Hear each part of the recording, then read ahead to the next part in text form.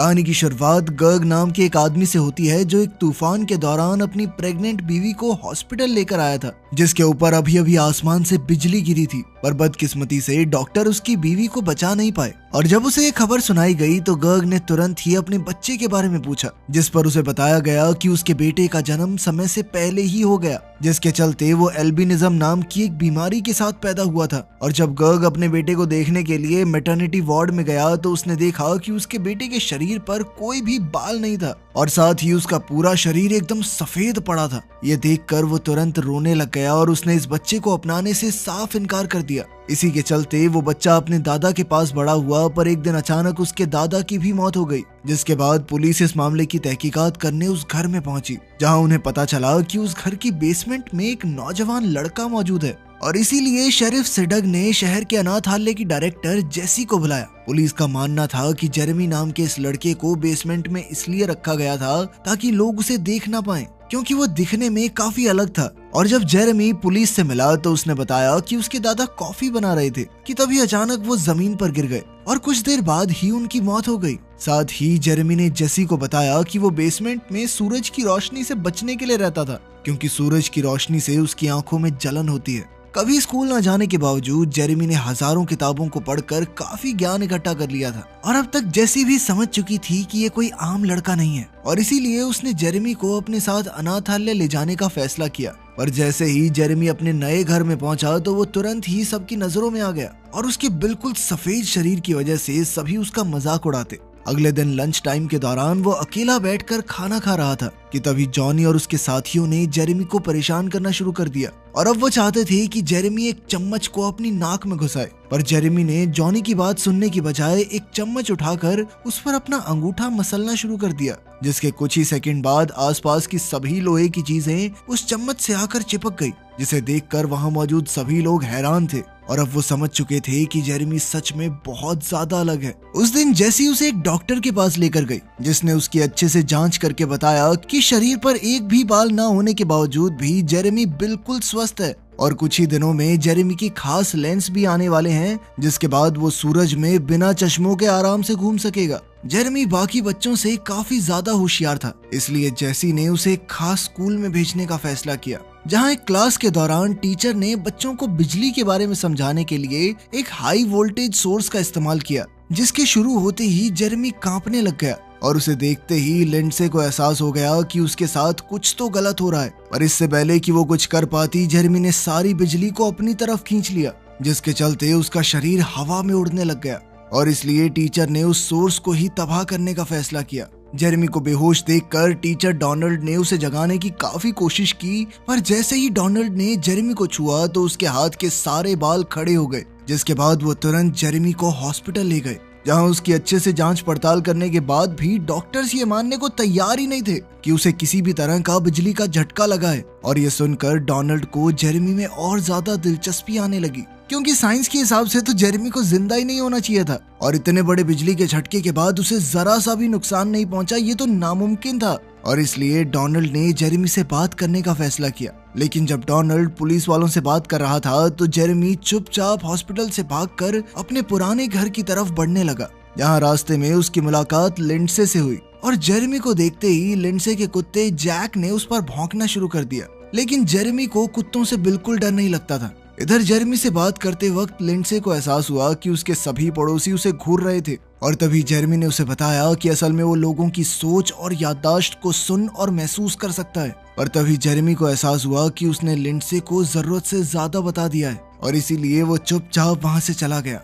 और जब वो रेलवे ट्रैक्स क्रॉस कर रहा था तो शेरिफ ने उसे पकड़ लिया और उसे वापस हॉस्पिटल चलने को कहा, जिस पर जेरेमी ने उसे बताया कि वो हॉस्पिटल से इसलिए भागा था क्योंकि उसने अपनी जिंदगी के सबसे खराब दिन हॉस्पिटल में ही बिताए थे, जब उसके पिता ने उसे छोड़ दिया था। अगले दिन जेसी जेरेमी का आईक्यू टेस्ट करवाने के लिए उसे एक स्पेशलिस्ट के पास लेकर गई, जहां जेरेमी को देखते ही एरन ने उससे कुछ सवाल पूछे, क्योंकि उसे जेसी की बातों पर यकीन ही नहीं था कि जेरेमी का सारा ज्ञान सिर्फ किताबों से ही मिला है और वो कभी अपने घर से बाहर ही नहीं निकलता था। साथ ही उसने कभी टीवी भी नहीं देखा, क्योंकि उसकी मौजूदगी में सारे इलेक्ट्रिकल डिवाइसेस काम करना ही बंद कर देते हैं। टेस्ट के बाद डोनाल्ड के हिसाब से तो जेरेमी एक जीनियस था, पर तभी एरन ने उन्हें बताया कि वो लोग जेरेमी की आईक्यू को नाप ही नहीं सकते क्योंकि उसका स्कोर असल में इतना ज्यादा था कि उसे नापना ही नामुमकिन सा था। और उनके मुताबिक जेरेमी सबसे ज्यादा होशियार इंसान था। जिसके बाद जेसी ने उसे बताया कि वो लोग उसकी मदद करना चाहते हैं, पर तभी जेरेमी ने वापस घर जाने की इजाजत मांगी।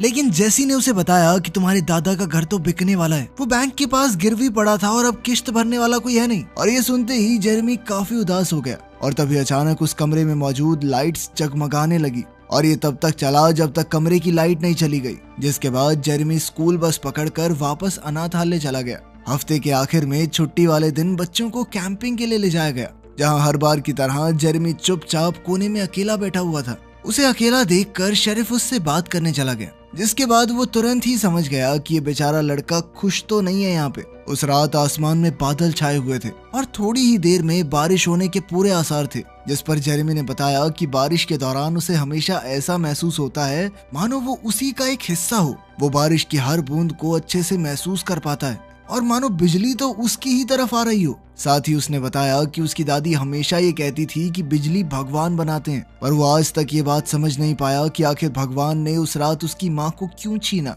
जिस पर शेरिफ ने उससे पूछा कि आखिर उसे कैसे पता चला कि उसकी माँ की मौत बिजली की वजह से हुई थी। जिस पर जेरेमी ने उसे बताया कि उसे अपने पैदा होने से पहले की चीजें भी याद हैं। अगली सुबह जेरेमी काफी जल्दी उठकर नेचर को पहली बार महसूस करने के लिए जंगल में पहुंच गया, जहाँ कई सारी छिपकलियां तुरंत ही उसके पास आ गई और उन्हीं में से एक उसके हाथ पर आकर बैठ गई। पर जैसे ही जॉनी और मिच वहां आए तो सभी जानवर तुरंत वहां से भाग गए। असल में वो दोनों जंगल में शिकार कर रहे थे, पर जब उन्होंने निहत्थे और कमजोर जेरेमी को देखा तो जॉनी ने तुरंत ही उस पर बंदूक तान दी। जिसके बाद मिच ने अपने दोस्त को रोकने की काफी कोशिश की, पर जॉनी इसके लिए तैयार नहीं था। पर जैसे ही वो गोली चलाने वाला था तभी उन लोगों को पास से एक और गोली की आवाज आई, जिसके बाद वो सभी तुरंत उस तरफ भागे। जहाँ पहुंचकर उन्होंने देखा कि डेप्यूटी हार्ली ने अभी अभी एक हिरन का शिकार किया था और वो बेचारा हिरन अपनी आखिरी सांसें ले रहा था। जैसे ही जेरेमी ने उस हिरन की आंखों में देखा तो वो उस बेजुबान जानवर के दर्द को महसूस कर पा रहा था। तभी हार्ली ने उससे हिरन को दूर करने की कोशिश की,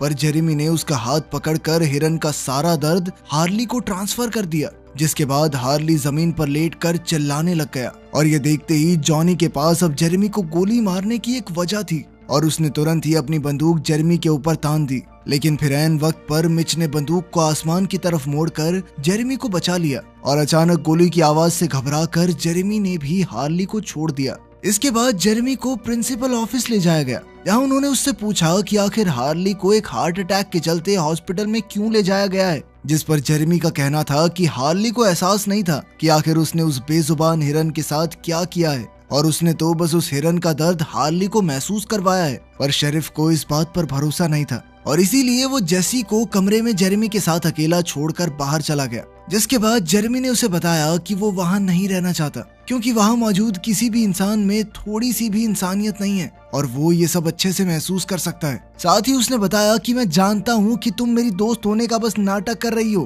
क्योंकि असली दोस्त किसी दूसरे को उसकी मर्जी के खिलाफ यूं रोक कर नहीं रखते। और जैसे ही जेरेमी को गुस्सा आया तो कमरे में मौजूद सभी शीशे टुकड़े टुकड़े हो गए। उधर जब शेरिफ घर पहुंचा तो उसकी मुलाकात डॉक्टर ड्वेन से हुई, जो वहां उसकी बीमार बीवी का चेकअप करने आया था। और चेकअप के बाद उसने शेरिफ को बताया कि उसके पास इस बात का कोई जवाब नहीं है कि आखिर एमा जिंदा कैसे थी, क्योंकि उसकी हालत के हिसाब से तो उसे महीनों पहले मर जाना चाहिए था और इसीलिए ड्वेन ने उसे जल्द से जल्द हॉस्पिटल में भर्ती करने की सलाह दी। मगर शेरिफ इसके लिए बिल्कुल तैयार नहीं था, क्योंकि उसे लगता था कि अगर एमा होश में होती तो वो अपने आखिरी दिन अपने घर में ही बिताना पसंद करती। उस रात जब जेरेमी कैंटीन में अकेला बैठा हुआ था तो डोनाल्ड उससे मिलने के लिए आया और उसने जेरेमी को ये समझाने की कोशिश की कि वो बाकी लोगों से अलग है, क्योंकि जब से उसने जेरेमी को छुआ था तब से उसके अंदर अलग ही जोश आ गया था, मानो वो वापस से 18 का हो गया हो। और इसीलिए उसने जेरेमी से पूछा कि क्या उसने कभी एल्बर्ट आइंस्टाइन की आफ्टर लाइफ थ्योरी के बारे में पढ़ा था,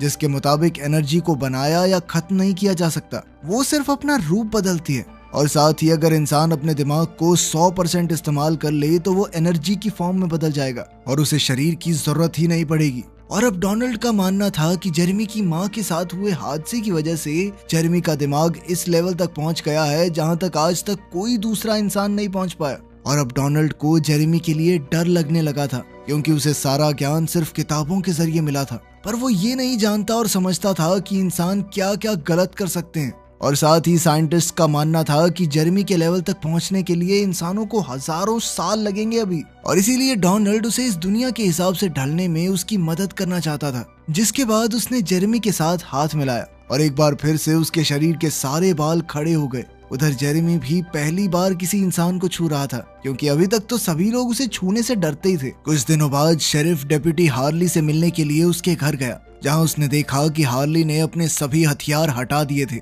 और इस बारे में जब शेरिफ ने हार्ली से पूछा तो उसने बताया कि जिस दिन उसने हिरन का शिकार किया था तो जेरेमी ने उसका हाथ पकड़कर उसे हिरन के दर्द को महसूस करवाया, जिसके बाद उसका पूरा शरीर कांपने लग गया। और ये उसकी जिंदगी का सबसे डरावना और दर्दनाक एक्सपीरियंस था। उसे ऐसा महसूस हो रहा था मानो उसकी मौत हो रही हो, और उस एहसास के बाद वो अब किसी को जान से मारने के बारे में सोच तक नहीं सकता। उसकी सारी बात सुनने के बाद शेरिफ ने जेरेमी से मिलने का फैसला किया, जिसके बाद वो जेसी से परमिशन लेकर जेरेमी को अपने घर इस उम्मीद से ले गया कि वो उसकी बीवी की कुछ मदद कर सके। खैर, शेरिफ के घर पहुंचकर जेरेमी ने एमा के सर पर हाथ रखा ताकि वो उसके दिमाग में चल रही बातों को समझ सके। जिसके बाद उसने शेरिफ को बताया कि उसकी बीवी तब तक अपना शरीर नहीं छोड़ सकती जब तक उसे विश्वास नहीं हो जाता कि उसके जाने के बाद उसका बेटा और पति आराम से रह पाएंगे। असल में शेरिफ ने कई सालों से अपने बेटे से बात नहीं की थी और उसके मुताबिक ये चीज सिर्फ उसके परिवार के लोगों को ही पता थी। पर जब जेरेमी ने उसके बेटे स्टीव की बचपन की एक और चीज बताना शुरू किया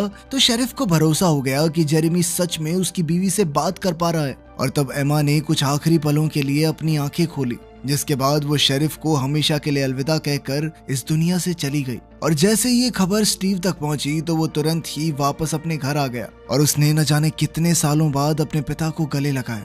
खैर, कुछ दिन बाद लिंडसे ने जेरेमी को पार्क में मिलने बुलाया और वो इस मौके पर जेरेमी से जानना चाहती थी कि आखिर लोग अंदर से कैसे होते हैं। जिस पर जेरेमी ने बताया कि ज्यादातर लोग अपने आसपास की दुनिया से जुड़े नहीं हुए, पर लिंडसे को उसकी ये बात समझ नहीं आई। इस पर जेरेमी ने उसे समझाया कि तुम्हारी कोई गलती नहीं है, असल में इंसानी दिमाग एक लिमिट तक ही सोच सकता है, और इसी के चलते लोग ये नहीं समझ पाते थे कि इस दुनिया में मौजूद हर एक जिंदा चीज किसी न किसी तरीके से जुड़ी हुई है। और इसी चीज को साबित करने के लिए उसने लिंडसे का हाथ पकड़ लिया, जिसके बाद वो दोनों एक दूसरे के मन को पढ़ पा रहे थे। और इसी दौरान लिंडसे को पता चला कि जेरेमी जिस दिन पैदा हुआ था उसी दिन उसके पिता ने उसे छोड़ दिया था, और ये जानकर उसे बहुत ज्यादा दुख हुआ। एक दूसरे को पूरी तरह जानकर वो काफी करीब आ गए, और तभी अचानक से लिंडसे के पिता ने उन्हें देख लिया और वो जेरेमी पर चिल्लाने लगे। ये देखकर जेसी तुरंत ही जेरेमी को बचाने के लिए वहां पहुंच गई, पर जाने से पहले लिंडसे के पिता ने जेरेमी को उसकी बेटी से दूर रहने की धमकी दी।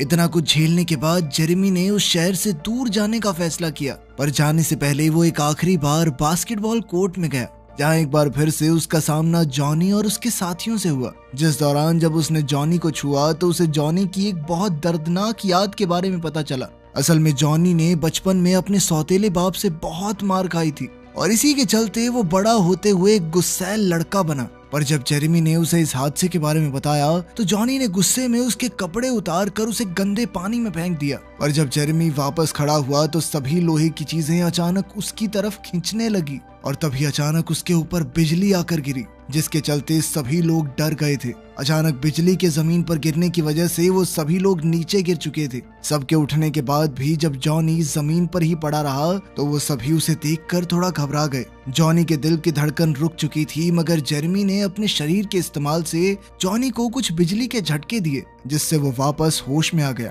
इसके बाद जेरेमी वापस अपने पुराने घर में आ गया, जहाँ सबसे पहले वो बेसमेंट में गया। कुछ देर बाद जेसी भी वहां पहुंची और उसने देखा कि बेसमेंट में मौजूद सारी किताबें गायब थी और जेरेमी वहां पर चुपचाप बैठा हुआ था। और तभी जेसी ने उसे बताया कि जब उसने पहली बार उसे देखा था तो वो तुरंत ही समझ गई थी कि वो कोई आम बच्चा नहीं है, और साथ ही उसने जेरेमी से वादा किया कि अगर वो उस पर भरोसा करेगा तो वो उसके जीने के लिए एक अच्छी जगह ढूंढने में उसकी मदद करेगी। जल्द ही डोनाल्ड भी वहां पहुंच गया, और जैसे ही वो गाड़ी की तरफ बढ़े तो उनका सामना हार्ली और शेरिफ से हुआ, जो वहां जेरेमी को लेने आए थे। और जब उसने जेसी और डोनाल्ड से पूछा कि आखिर वो जेरेमी के साथ क्या करने वाले हैं, तो वो तुरंत ही समझ गया कि वो दोनों उसे वापस अनाथ आश्रम नहीं भेजना चाहते, और उनकी मदद करने के लिए शेरिफ ने हार्ली से वापस चलने को कहा। पर हार्ली ये करने को तैयार नहीं था, और उसने तुरंत ही हेडक्वार्टर्स तक मैसेज पहुंचाने के लिए अपना वॉकी टॉकी निकाल लिया। पर शेरिफ ने उससे उसका रेडियो छीनकर हवा में फेंक दिया, जिसके बाद जेरेमी सभी को अलविदा कहकर तेजी से खेतों की तरफ भागने लगा और तभी अचानक से बिजली आकर सीधा जेरेमी से टकरा गई। पर इसके बावजूद भी वो लगातार भागता रहा और देखते ही देखते गायब हो गया। ये सब देखकर वो चारों समझ गए थे कि जेरेमी उन्हें छोड़कर किसी बेहतर जगह पर चला गया है। अब उसका दिमाग इतना विकसित हो चुका था कि उसे इस दुनिया में रहने के लिए शरीर की जरूरत नहीं थी। वीडियो पसंद आई तो लाइक कर देना, चैनल को सब्सक्राइब कर लेना। मिलते हैं अगली वीडियो में।